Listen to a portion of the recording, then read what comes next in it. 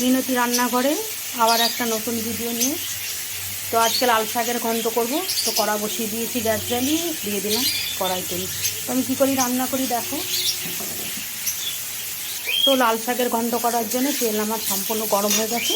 দিয়ে দিচ্ছি নুন মাখা চিংড়ি মাছগুলো।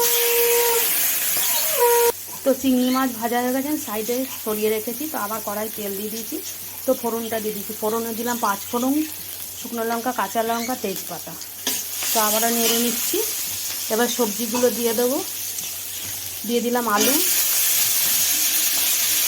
দিয়ে দিচ্ছি সিম, বেগুন, আর দিয়ে দিচ্ছি পেঁয়াজ কলি। তো সব নেড়ে নেব। দিয়ে দিচ্ছি আদা রসুন বাটা, দিয়ে দিচ্ছি জিরে গুঁড়ো, দিয়ে দিচ্ছি লাল লঙ্কা গুঁড়ো, দিয়ে দিচ্ছি ধনে গুঁড়ো। তো আবারও কষিয়ে নেব। দিয়ে দিচ্ছি পরিমাণ মতো নুন, দিয়ে দিচ্ছি হলুদের গুঁড়ো। তো আবার ভালো করে কষিয়ে নেব। দিয়ে দিচ্ছি ধুয়ে রাখা লাল শাকগুলো।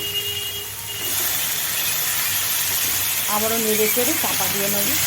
তোমরা এইভাবে চিংড়ি মাছ দিয়ে লাল শাকের ঘন্ট করে খাবে, খুব ভালো লাগে। ভিডিওটা ভালো লাগে লাইক শেয়ার কমেন্ট। তো এই যে কুচো চিংড়ি দিয়ে লাল শাকের ঘন্ট আমার হয়ে গেছে। তো বন্ধুরা, আমি একটা জিনিস দেখাতে পারিনি, কেননা ক্যামেরাটা বন্ধ হয়ে গেছিলো। গাজর আর আদা রসুন বাটাটা দিয়েছি। তো আমি অ্যাড করে দিলাম চিনি। তো এবার নাড়িয়ে আমি নামিয়ে নেব। এই যে দেখো নামিয়ে নিচ্ছি, সম্পূর্ণ রেডি। চলো টাটা।